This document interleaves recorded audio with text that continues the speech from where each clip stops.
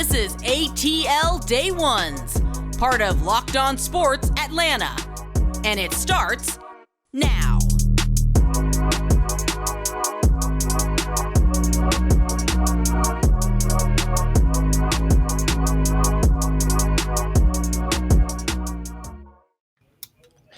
Welcome into ATL Day Ones with Jarvis and T. I didn't think you were going to make it, but you did. We want to thank you for coming into the program with us today. This is ATL Day Ones, and thank you for making this your first listen. Remember, we're free and available wherever you download your podcast, and wherever you download your podcast, make sure you leave us a 5-star review, or we're going to fight. He's going to fight. Yeah. I'm going to fight. I'm going to just smile at you and say, please, and thank you. Yes. Yeah. Tenitra is more nicer than I am.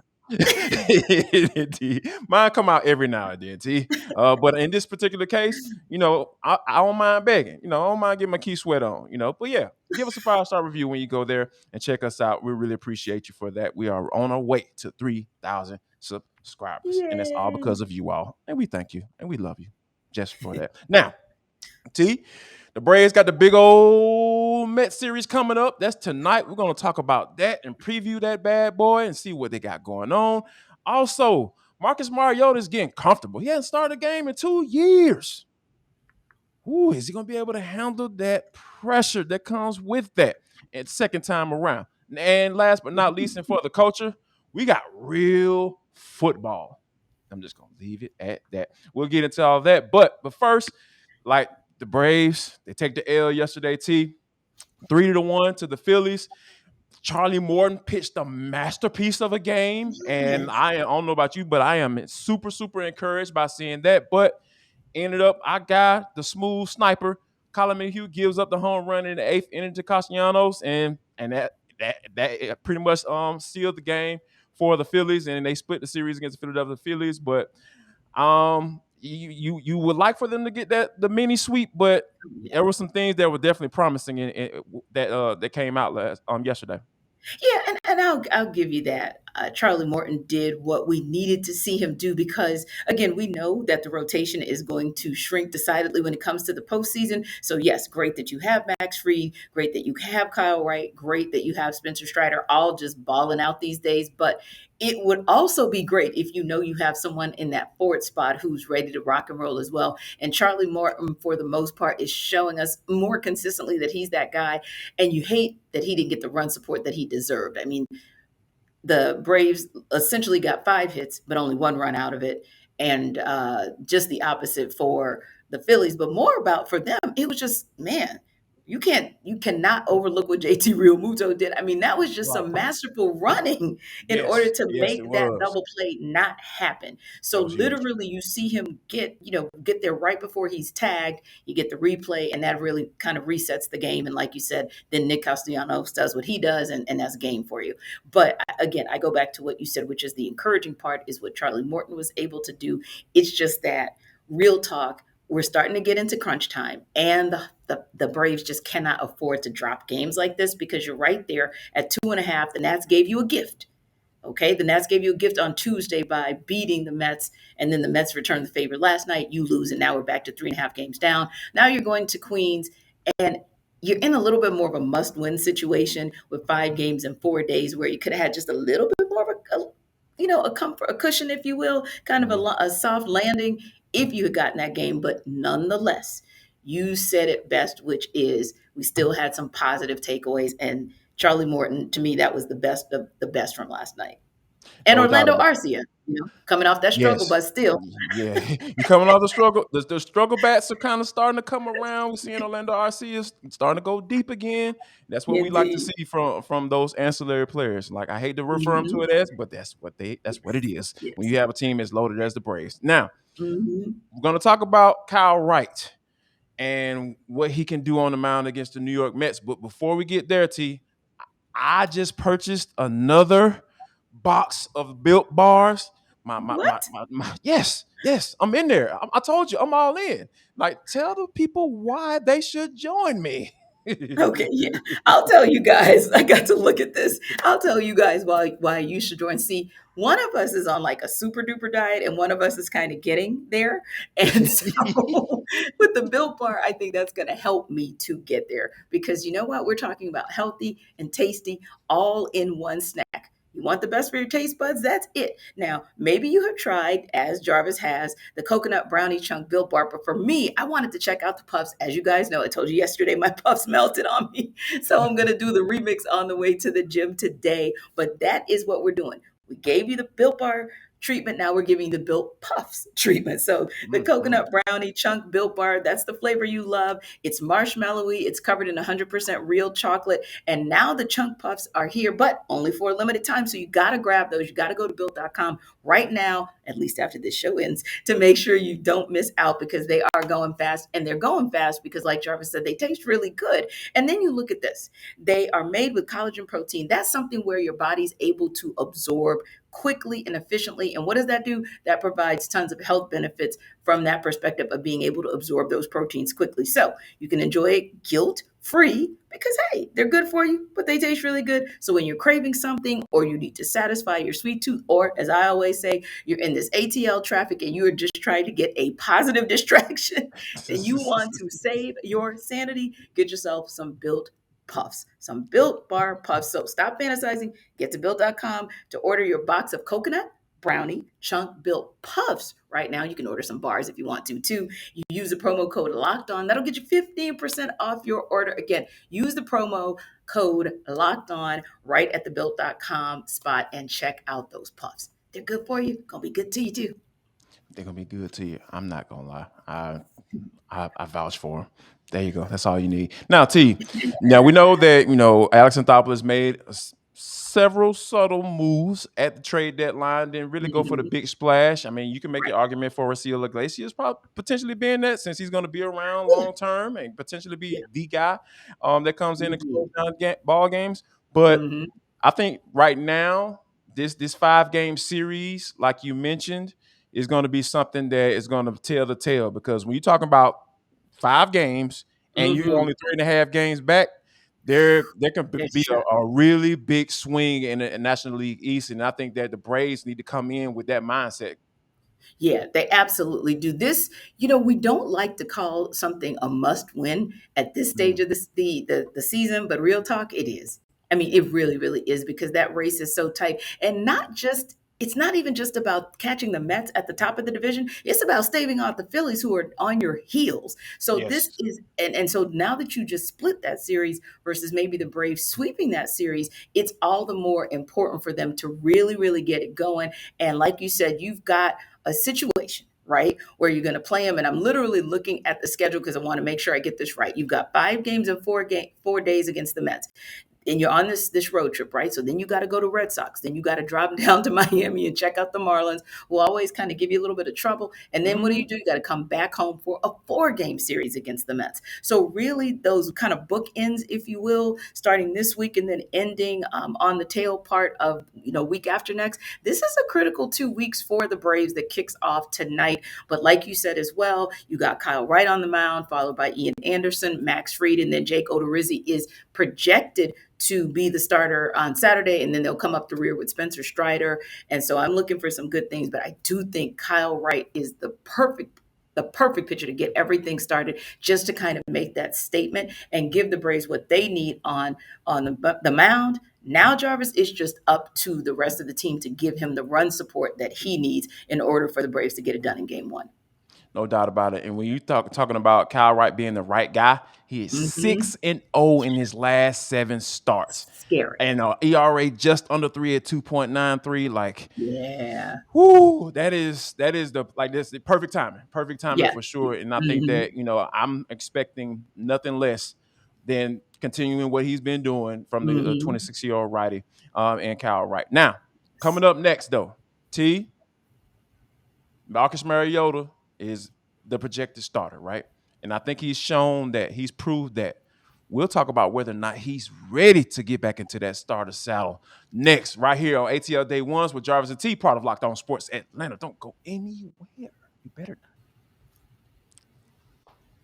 Welcome back to ATL Day Ones. I am Tenitra. That is Jarvis, and we appreciate you guys, as always, for pulling up to ATL Day Ones. And also, when you download us to your podcast platforms, wherever you get your podcast, make sure that you give us a 5-star review because you know what? We appreciate it every time you do. Also, appreciate you guys for continuing to subscribe to the whole Locked On Sports Atlanta network because you guys are getting us right there at the point of 3,000 subscribers, and we appreciate it. And we appreciate you guys understanding and appreciating that we bring you the good every single day. And speaking of good, we know that a lot of good things are coming out of Flowery Branch this far. Training camp, of course, 7 days in. The guys are taking a day off today. They'll get right back at it tomorrow, right? But here's something interesting as well, kind of projecting to the regular season before we deep dive into what's gone on so far at training camp, right? So regular season, the Falcons are going to open week 1 against the Saints, right? And so Fox Sports posed an interesting question that I wanted to run by you before we start talking about training camp. And that is, which team has the best stadium in the NFC South? So let me ask you this first, Jarvis. Have you been to all 4 stadiums? Of course, the Benz, we know. But have you been to Bank of America Stadium? Have you been to the Dome, the Superdome, that is? And have you been to Raymond James? So let's start there. I have not been to Raymond James, and I have not been to the Superdome. So yeah, I'm actually yeah. Okay. So you're going you're to be from there, partial and by you never default. invited me, so I'm blaming you. I blame you today. And I'm blaming you because New Orleans people don't have to invite because we have an open invitation for the whole wide world. Just Yes, saying. Our that's whole true. city is That's true. always 24 hours on one for you to come Always check open. us out. Hmm. Now, I will tell you, I have actually been to all 4 stadiums. And for me, Jarvis, it would be the Dome just because of the intimacy. I don't know how you get that intimate with that big of a spot. And I don't Yeah. know how some place that is that old is still like so on par, but it's something about the flavor of it. Like when you say the Dome, everybody knows exactly what you're talking about, right? But Hmm. I will say this, and for me, I probably put Bank of America Stadium on the bottom. Just being honest. Raymond James has had a lot of upgrades. It's right there by the Bucks facility as well, so that's kind of a cool concept, if you will. And it's Right. not really hard to get to. So other than being open air and it being blazing sometimes in Tampa, that's a good look. Dome is a good look. That's kind of my home stadium. But I got to tell you, the Benz is on fire. I don't even think this is a contest with what Arthur Blank has done with that amazing building. And at the end of the day, who is going to turn down free refills? Free refills? I mean, a $2 drink, and then you get to refill it ad nauseum, at least through the third quarter of all the games there. So Yes. listen, if it's me and I'm doing a tour of the NFC South stadiums, I have to start with the Benz. Yeah, I mean, anytime you talk about a B in front of how much the stadium costs, Right? starts with B, ends with alien. Yeah, yeah. I think the conversation is pretty much over right there. But There you go. I think it's something that it's something to be said about the investment going into these Mhm. stadiums nowadays, and Yeah. then when you talk about these type, start having these type of conversations, you think Mhm. about it like now. Don't get me wrong. New Orleans from afar, it Yeah. always has seemed like a great environment. Like that place is Mhm. rocking on Rocking Sundays. all day. But I think that when you talk about the actually going to the place and being in that Mhm. establishment and not necessarily being a New Orleans fan, I want to see what you're working with. I want to see how much money you don't put into the doggone thing. And I think that that's Mercedes Benz hands down. Now, it's a good debate, and if you really want to know kind of the favorite in that race, the over under on where fans would call it, I would say if you went to Bet Online, you could figure that out. Or if you wanted to just get the tea about which one it is and kind of sip your tea while you debate on which stadium is the best stadium, then maybe you should go to Coffee AM for that. Right, Jarvis? No doubt about it. And I'm talking about first thing in the morning when you're Yeah. ready to get this bad boy because this is the freshest coffee that you can get. And Coffee AM, they got you covered because most of it is going to be roasted and shipped the same day or as close as they can possibly get because that's how much they care about you as the consumer. Because I'm always drinking my Coffee AM. I'm representing for those you listening on audio wise. I got my Coffee AM cup right here in my hand. Now, Indeed. guess what?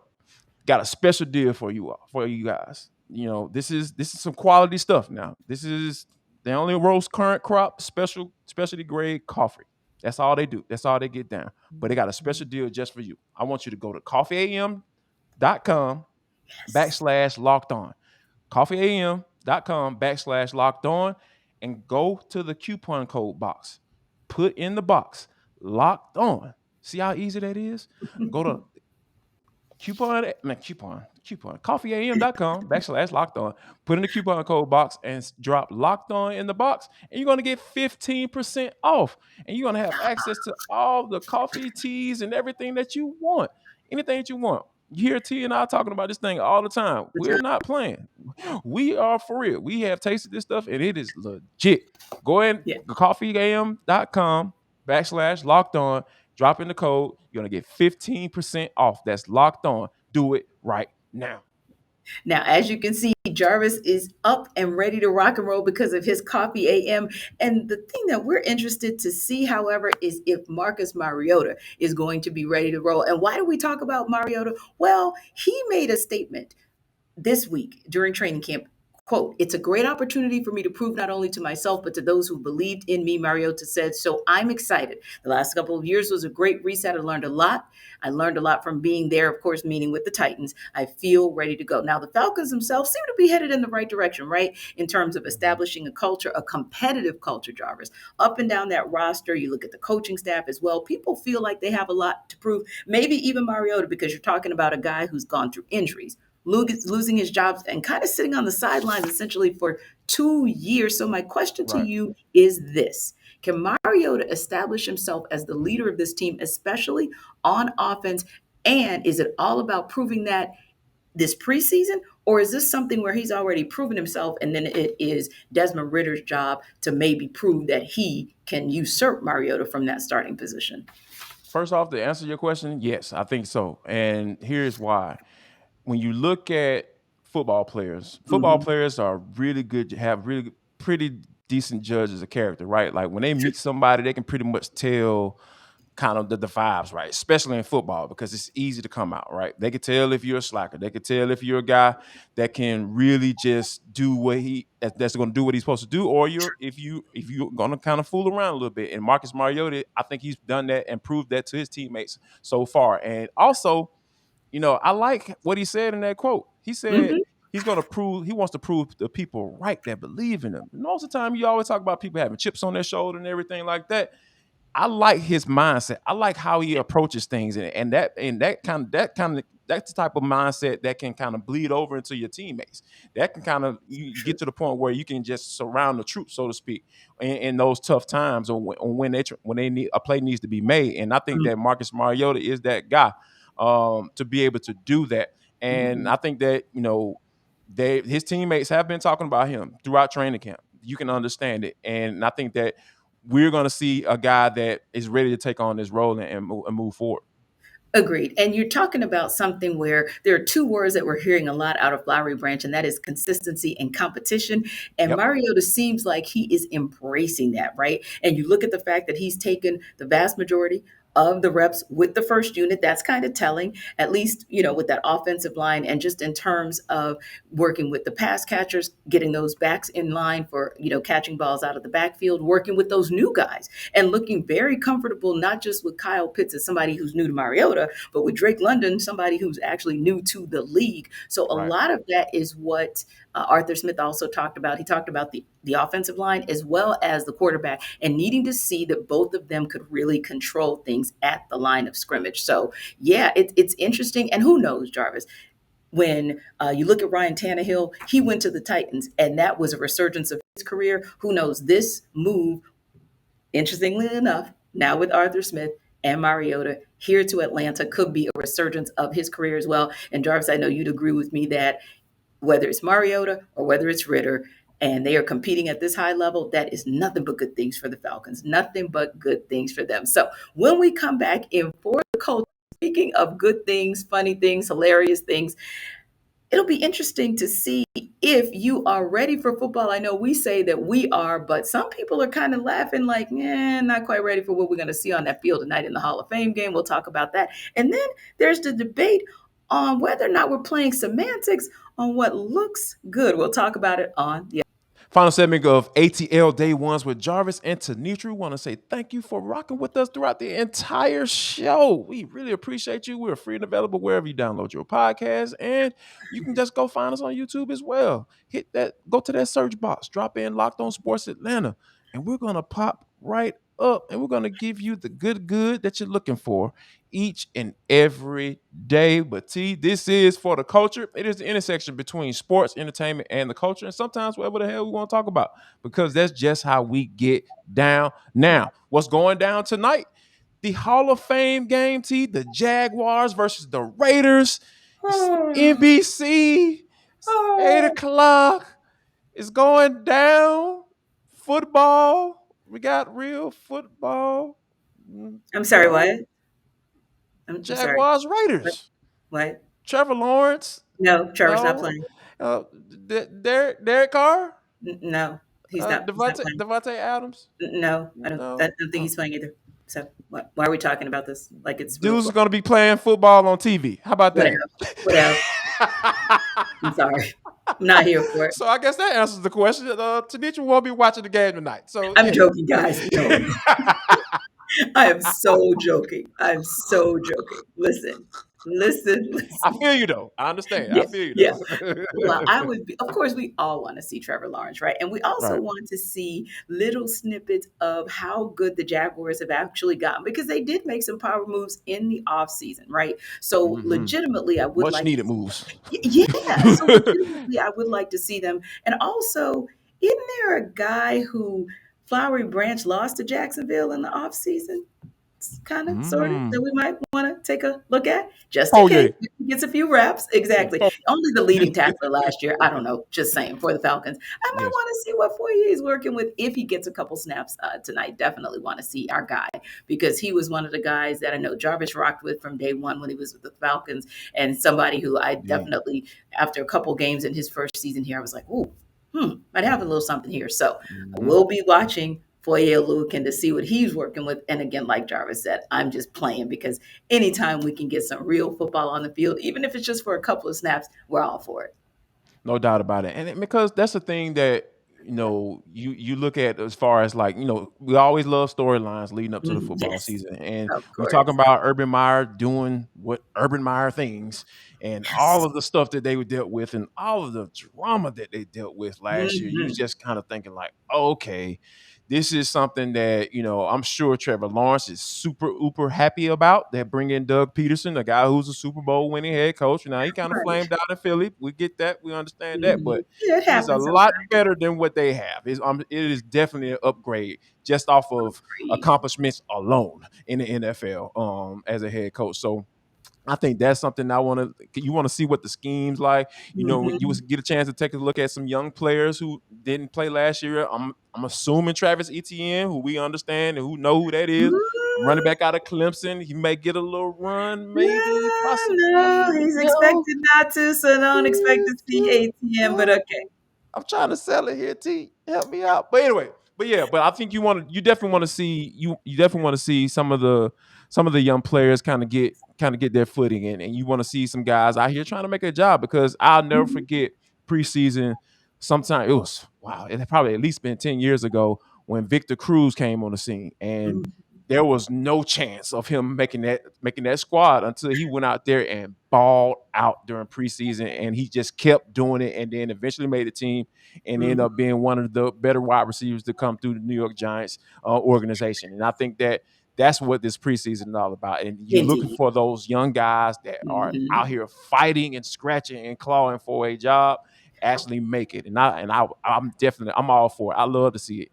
So, but and the another preseason, thing, Jarvis, before I forget and before we go on, is the preseason is an opportunity for other teams to maybe see something that I don't know necessarily that there is anybody on either the Jaguars roster or the Raiders roster who can come in and be a quality nose tackle for the Falcons. But let's face it, we start today and then we begin looking at each and every preseason game to see if there is anybody who can help those guys shore up that defense and help with the departure of Eddie Goldman, with the injury to Vincent Taylor. You're looking to see where you can kind of plug in holes. So that's another great reason or another opportunity that the preseason provides for the Falcon scouting core among other scouting groups to look at a guy and say, hey, maybe he doesn't work out in that scheme for this team, but maybe he could work out here.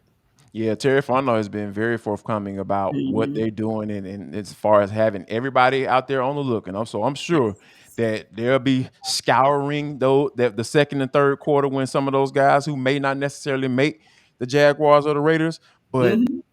they see some potential there because they brought in Sino and Anthony Rush during the season last year, and those guys end up being solid players for them. Mhm. And I think that's exactly what Terry Fontenot is going to continue to do Mhm. as things move along with the exhibition season. Now, T, Yes. now you kind of talked about this, kind of hinted at it about, I guess, grading, determining whether or not who's cute, who's fine, who's bad. Yeah. Like how do we define or what, I'm assuming that, talking about males, looking at how they define women and stuff like that. Right, right. I thought it was kind of interesting when you brought it to me, but I literally have to hear where this came from because Yes. I'm sure I know where it came from, but I want to hear it from the horse's mouth and let the people Right. know as well. Right. So my BFF checked in this morning, right? And we Okay. always have like these. We've been besties for forever, right? And so we can have these conversations. I mean, he's married with kids and all good and everything, but somehow we always get on some cray topic like relationships. So this Indeed. morning's topic was beautiful versus cute. And what are the Mm. definitions and how do you break that down and which is what you prefer? Or cute versus handsome if we're talking about men.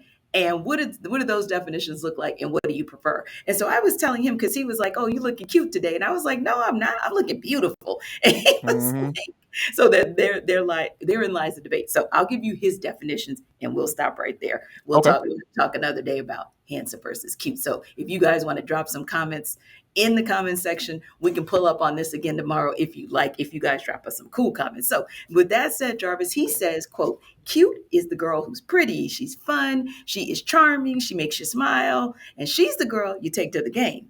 Now, the beautiful girl, she is stunning, she's in awe, she's mature. You take her to the gala.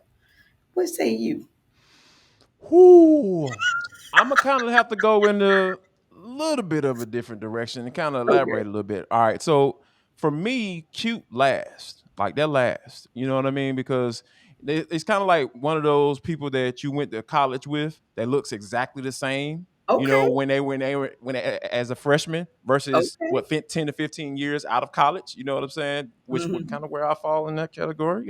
But I think that's the type of thing that you look for, right? You know what I Mhm. mean? Because cuteness don't go anywhere. Beautiful. Now, there may be reasons why she's beautiful. She may be beautiful because, she may have had a little BBL or something. She may have a lot of, she does, her makeup looks really good and everything like that. So it's just the overall makeup about additions too. For me, cute is the basic, right? Like what you look like when you wake up in the morning. Okay. That determines whether or That's not you're good. cute or Okay. not for me. I'll give you Because that. and that's what I'm a long term dude. It took me a while to understand that I'm a relationship type guy. But once I came to that conclusion, I was just like, yeah, like I need what you gonna look like in 10 to 20 years. Like that's what I want to know. Good luck. I don't care. I care what you look like now, but I want to see what you're gonna be looking like going forward. But yeah, but that's kind of like how I determine the difference between the two. Beautiful is more so like in the moment right now, but cute, that's long lasting. Right. So when we had the debate, he actually landed on beautiful for me because he agrees with you in terms of like, cute. You bring her to the game because, hey, she's going to look the same all day, every day. There's a Yep. consistency there. But he liked the concept of beautiful once I explained it to him because I used to get that all the time. And I was like, no, I'm not beautiful. I'm cute. I want to be cute. I want to be this. So Right. until Right. one person finally said, hey, beautiful is the person who is so beautiful on the inside that is actually resonating and radiating on the outside. So what you see when you say or what he was saying, what we see when we say beautiful is actually we just see it on the outside. What's on the inside? I was like, bet. And my best friend Mhm. was this morning. He was like, I'm a co-sign on that. So Mhm. but I say this: if you give a lady a compliment saying that she's cute or beautiful, guys, that can never be a bad thing. Always Right. give No her a doubt. Yeah. compliment. Yeah, Can't go wrong always with that. find Yeah. a way to compliment her. And like Jarvis said, you cannot go wrong. And listen, we hope that tonight the Braves don't go wrong. We hope Kyle Wright gets it right. We hope they get that run production and just have a good all-around game so they can at least make a statement in game one. But whatever they do, Jarvis, whatever they do, ATL Day One family, we are going to come back and talk about it tomorrow. So please keep hanging out with us, keep rocking with us. And of course, after you watch ATL Day Ones, make sure you get to Hitting Hard with John Chuckery, because that's the spot to stop on as well. Be safe in those ATL streets. We'll see you tomorrow. And stop cutting off the heads of donuts and putting it back. Y'all come back now, you hear?